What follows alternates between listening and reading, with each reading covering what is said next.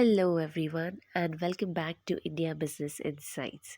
Today, we are going to take a closer look at Mahindra and Mahindra, a powerhouse in the automotive and agricultural machinery sectors. This Indian multinational corporation has been making waves in the industry with its innovative products and strategic business decisions.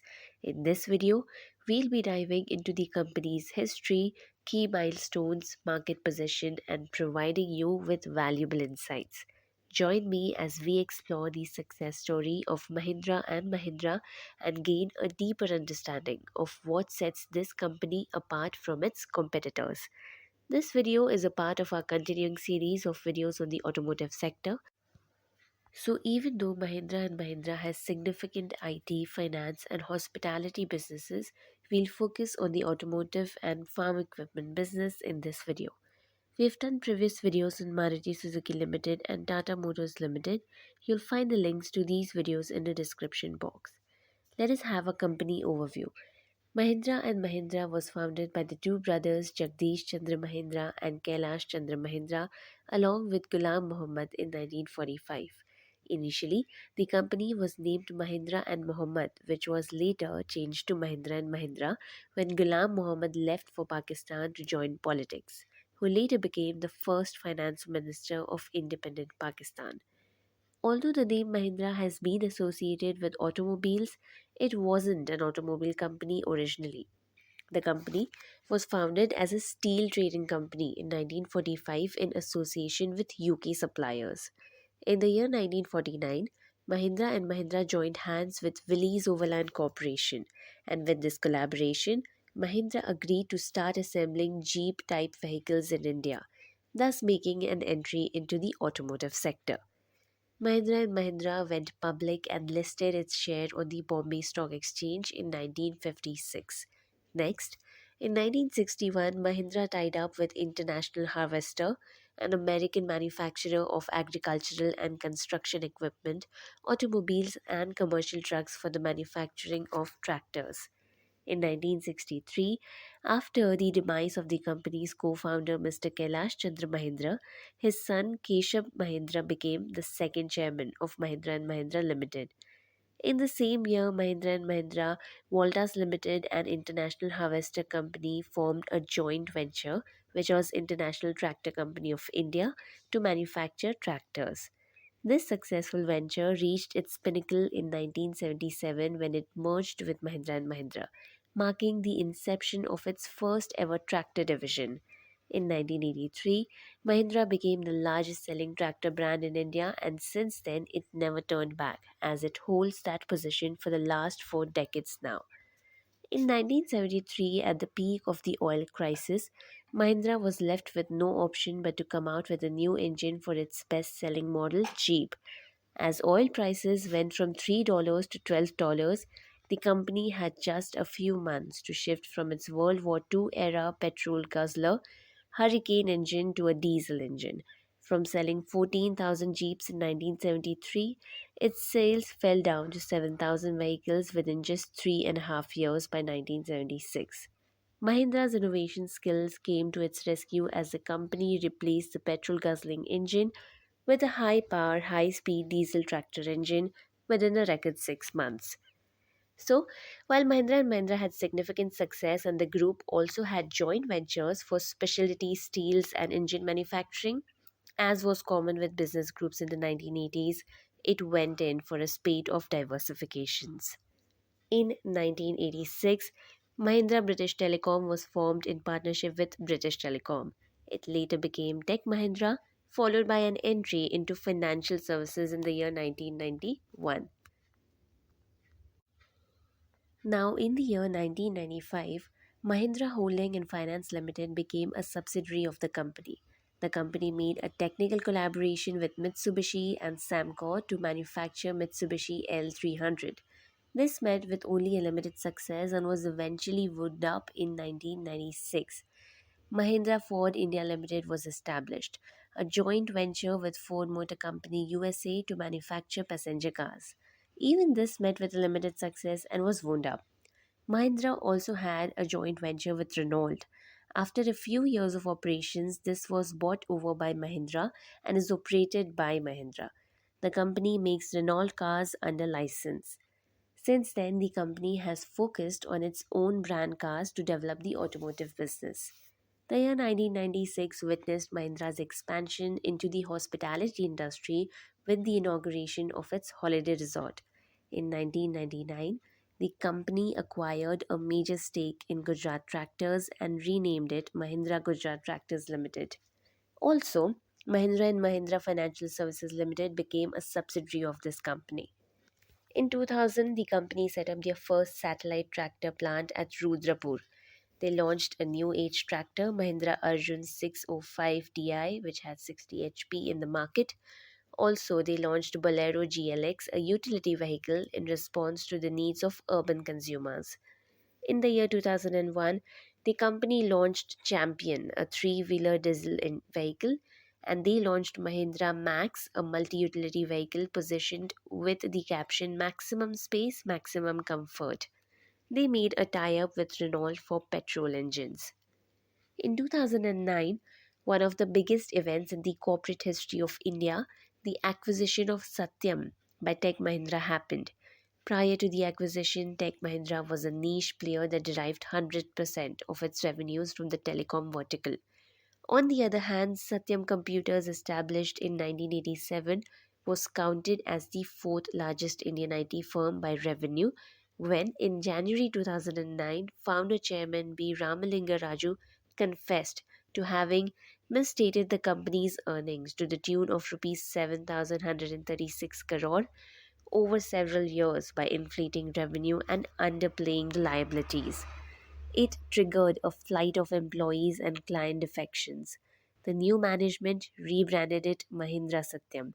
Today, it may be amongst the top 5 Indian owned IT businesses. Mahindra Group also runs one of the largest timeshare business as Mahindra Holidays Limited. While in the last 2 decades or so, most Indian groups have started focusing on a few business areas and growing them, Mahindra and Mahindra is one of the few groups to have made several unrelated diversifications and make a reasonable success. This diversification was a result of relatively limited scope of expansion in a single sector in the 1980s.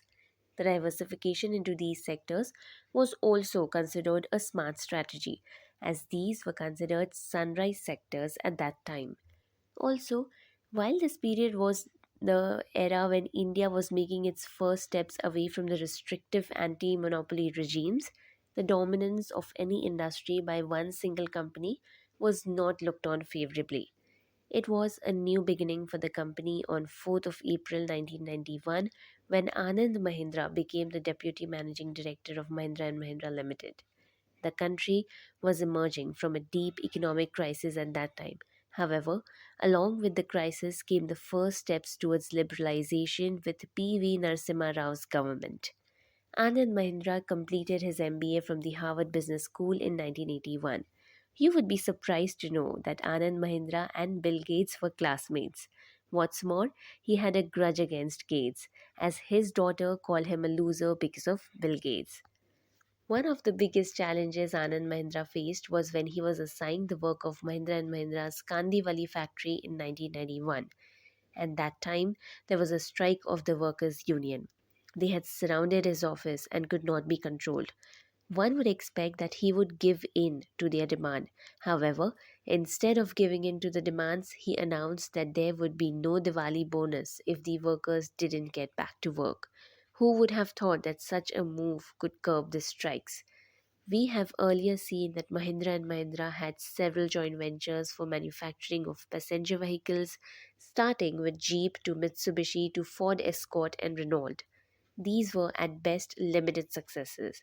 Often they lost their reason for success or produced mediocre results and hence aborted by around 2005 and 2006. So, around the year 2000, the group also started on developing indigenously designed vehicles. Can you guess the result? In the year 2002, it led to the birth of Scorpio, the SUV, a storm in the markets. What's more, the project cost of production was just rupees 550 crore, It was a tenth of the cost for other auto manufacturers. Mahindra and Mahindra had become a large business with some initial international success. It realized that it needed an aspirational brand, so it rebranded itself. They suffixed the slogan Rise after the name. It led to the origin of Mahindra Rise. Today, it offers a wide range of products and solutions ranging from SUVs, pickups, commercial vehicles, and tractors to electric vehicles, two wheelers, gensets, and construction equipment, and many more things. Thus, Mahindra and Mahindra is one of the most well diversified businesses, and no other car manufacturer in India has a product portfolio as huge as Mahindra and Mahindra. Apart from being present in 22 key industries, 11 sectors, and over 100 countries, it is the world's largest tractor company by volume, number one hospitality company outside of the USA, pioneer in building smart cities in India through Mahindra World Cities, world's first all electric hypercar Pininfarina Battista, among India's largest third party logistics service providers, India's biggest large commercial vehicle maker, amongst India's largest Via Solar EPC companies, among India's top 5 IT service providers, only Indian OEM in Formula E all electric car racing championship. Now, before we go any further, if you have been watching our videos and have enjoyed them, please consider subscribing, liking, and sharing our videos. Please also make sure that you press that notification bell. In case you are here for the first time, stay till the end, and I assure you that you'll find this a rewarding experience with depth of information, research, and insights about this topic. Mahindra and Mahindra has three major divisions, namely the automotive division, farm equipment and services sector. Let's have a look at automotive sector. Automotive division contributes a little over 50% of the turnover of the company at rupees 61,546 crores. The company's automotive division began with the assembling of the Jeep in 1954 and LCVs in 1965. They launched Bolero and Scorpio SUVs in 2000 and 2010. Mahindra started making passenger vehicles and cars in 2007 with a joint venture between Mahindra and Renault. Now, Mahindra produces a wide range of vehicles including MUVs, LCVs, and three wheelers. It manufactures over 20 models of cars, including larger multi utility vehicles like the Scorpio and the Bolero. It has also started a small production of classic mid-weight motorcycles like Java and Yazdi. The company has also made extensive investments in EVs and is one of the largest players in the space in India. Now, farm sector. The farm equipment contributes rupees 34,870 crores to the turnover of the company. In terms of tractor manufacturing capacity, the company started manufacturing tractors in 1963. Many of the company's tractor plants came through its acquisitions of various tractor companies. The first such acquisition in 1999 was that of Gujarat Tractors Limited. This division still manufactures Trackstar brand of tractors. In 2007, Punjab Tractors Limited was acquired by Mahindra and Mahindra and was transferred to the Swaraj division of tractors. Company has built adequate manufacturing capacity for the immediate future and is in the process of investing in additional capacity as a part of its mid to long term strategy for its farm equipment sector. Swaraj division has invested in creating additional manufacturing capacity by setting up a new manufacturing plant in Mohali. Research and development. As was common in the early automobile companies, which operated as licensees of foreign companies, produced a single model for several years or even decades. R&D was virtually non-existent. When Pawan Goenka, former managing director and CEO of Mahindra and Mahindra Limited, newly arrived from the US in 1993 to join Mahindra's R&D function, he was shown the 800 square meter shed in Nashik. He asked, "Yes, but where is the R&D building?" And he was told, "This is it." A small two-storied building in one corner of the Nashik plant with some drafting tables, prototype and fabrication shops, And the Engine Development Center was the sum total of auto R&D at Mahindra in the year 1993.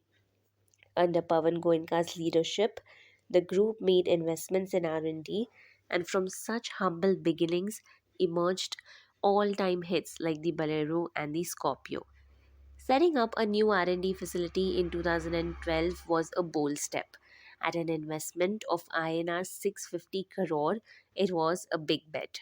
60 kilometers from Chennai, in the heart of the Mahindra World City, the 125-acre Mahindra Research Valley was born. An architect's delight, it was to be a state of the art jewel in the crown, a blend of art and technology with 35 cutting edge facilities.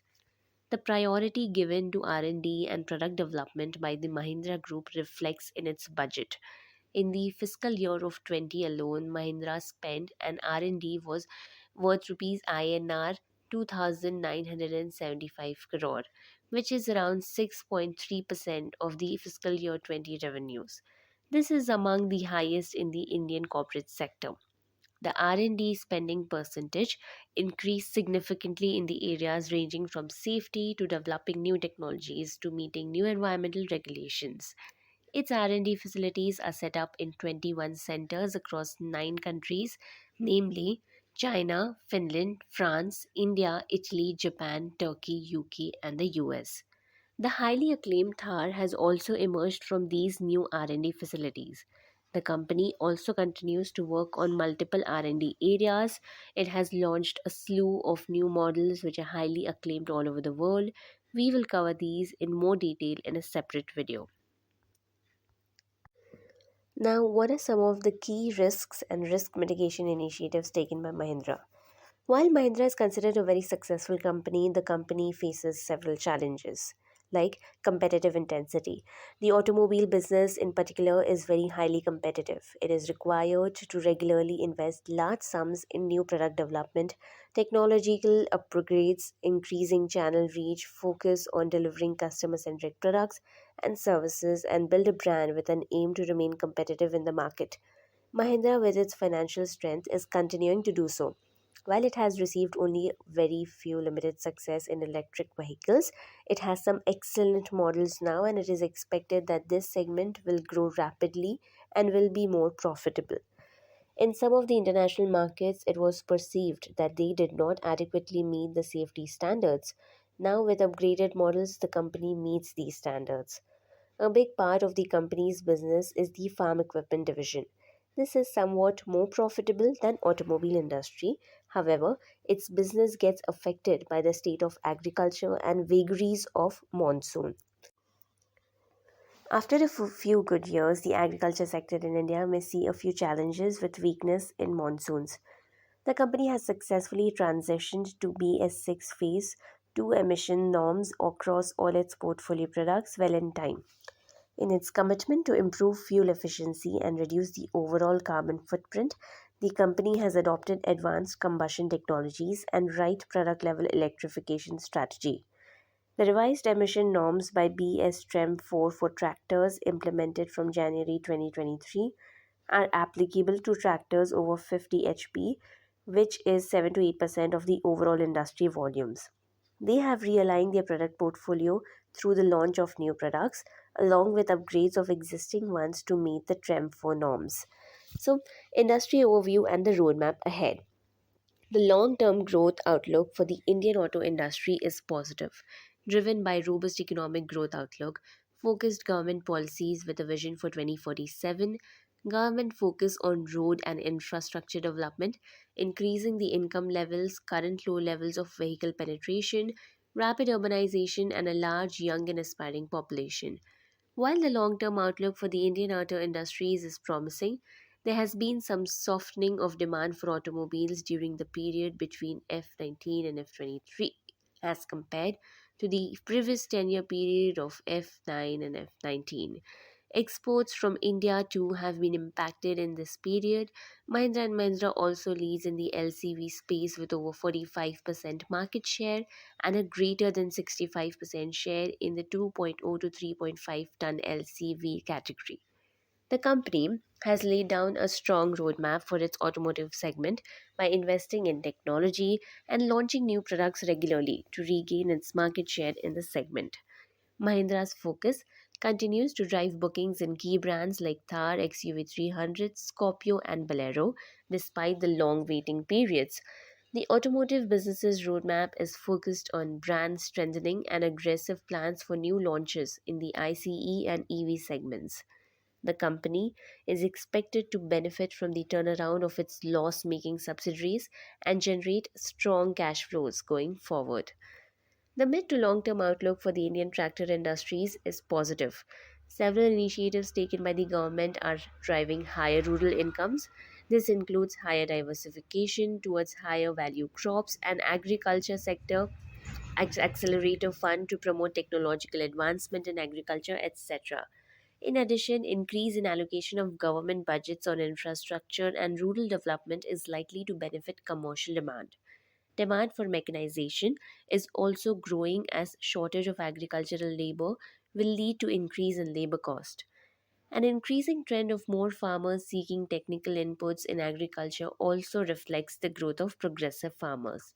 Mahindra and Mahindra is the market leader in tractors with a 40% market share.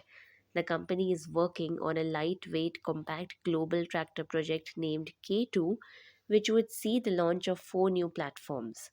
K2 would witness the launch of 38 models and would further strengthen the company's position in the tractor space. Tech Mahindra and Mahindra Finance, we are not quite unlocking full potential as yet. We will consider these businesses in a separate video. Key financial highlights. The Mahindra Group today is one of the largest private sector groups in India with a turnover of US dollars 21 billion and market capitalization of around US dollars 37 billion. Historically, Mahindra and Mahindra has been amongst the few best performing stocks in Nifty 50 since 2002, with total shareholder returns of 27% over the last 20 years. It had a total shareholder returns of 57% in the last year, second amongst all Nifty 50 companies after ITC. Further, while the PAT declined after fiscal year of 2019 in 2020 and 2021, it recovered and just about reached the 2019 levels in fiscal year of 2022 and grew further by 34% in the fiscal year of 2023. The company has enjoyed excellent financial strength and its debt instruments have enjoyed the highest ratings from domestic rating agencies. Its long term debt is rated a AAA, whereas short term debt has a A1 plus rating from CRISIL. Its borrowings are insignificant when compared to its net worth. Its adjusted net debt to net worth is 0.13, down from 0.19 at the end of fiscal year 2022. Nearly 48.06% of the revenue came from the auto sector, 27.23% from farm equipment, and the remaining 24.71% comes from services. So, despite 480.6% revenue share, the automotive sector only contributed to 16.42% in the segment, results in the fiscal year of 2023. The farm equipment sector contributed to 38.8%, and the services sector contributed to 44.78%. The consolidated revenue from operations took a dip in 2020 and further in 2021, but it started recovering in 2022 and in fiscal year of 2023 it stands at rupees 1,21,268.55 crores. Profit before tax fell drastically in the year 2020, but it rose in 2021 and 2022. In the fiscal year of 23, it stood at rupees 14,060 crores. The consolidated net worth of the company was rupees 41,609 crores in 2021. It became rupees 47,223.39 crores in 2022. In the year 2023, it was rupees 56,691.15 crores. If we talk about the performance review of the company's automotive sector, it posted total sales of 6,98,456 vehicles. 6,39,374 were passenger vehicles, commercial vehicles, and 59,082 three wheelers. as against a total of 4,65,601 vehicles in the previous year, registering a growth of 50%. In the passenger vehicle segment, the company registered a growth of 59%, and in the three wheeler segment, the company registered a growth of 94.6% over the previous year's volume. Now, talking about the farm equipment sector's performance review in the domestic market, company sold 3,89,531 tractors as compared to 3,37,052 tractors in the previous year, recording a growth of 15.6%. It is the highest ever volume sold by any company. With market share at 41.2%, a gain of 1.2% over previous year, the company continues to be the market leader for the 40th consecutive year. The services, finance, and hospitality businesses continue to be the most profitable division. Mahindra is definitely one of the best automakers in India. Mahindra always gets the basic pillars right that hold a car together. Their engines, build quality, suspensions, and transmissions are top notch and almost never fail to impress the consumers. Where most manufacturers are trying to impress the audience with big screens and cool seats, Mahindra has its eyes on sustainability, technology, reliability, and safety. While its farm equipment generates reasonable profits, the automobile division profits have lagged behind. Also, at around US $4 billion annual revenue, the company is a small company in comparison to the global automobile companies. So, the challenge for Mahindra and Mahindra would be to quickly scale up for the recent successes of its new models and also be significantly more profitable if it has to emerge as an independent automobile company. While it is the largest tractor company in terms of number of units sold, it may need to expand its global footprint and have more models in this larger tractor segment. If you found value in this video, be sure to show your appreciation by giving it a thumbs up and sharing it with your fellow automotive enthusiasts.